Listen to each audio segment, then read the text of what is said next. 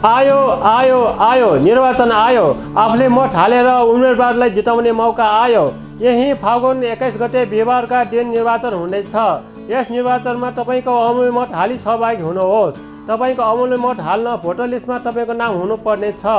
यदि तपाईँको नाम भोटर लिस्टमा छ भने तपाईँले भोटर कार्ड, नागरिकता, राष्ट्रिय परिचयपत्र अथवा पासपोर्ट देखाएर पनि आफ्नो अमूल्य मत हाल्न सकिन्छ। तपाईँले 2 किसिमको मतपत्रमा आफ्नो अमूल्य मत खसाल्नु पर्ने हुन्छ। प्रतिनिधि सभा सदस्य र समानुपातिक सदस्य गरी 2 मतपत्रमा मत खसाल्नु पर्ने हुन्छ। प्रत्येक मतपत्रमा आफूले चाहेको उम्मेदवारको चुनाव चिन्हमा सठिक छाप लगाई पत्याएर मतपत्रिकामा खसाल्नु पर्ने हुन्छ। सही तरिकाले चुनाव चिन्हको सँगैको खालकोटामा सठिक छाप लगाए मात्र तपाईँको मतपत्र सरल हुन्छ र तपाईँको मत गणना हुन्छ। त्यसैले सही तरिकाले आफ्नो अमूल्य मत खसालौँ र यस निर्वाचनमा भाग लियौँ। साथै देशलाई उन्नति र प्रगति र विकास गर्नेले आफ्नो अमूल्य मतबाट विजय गराउँ।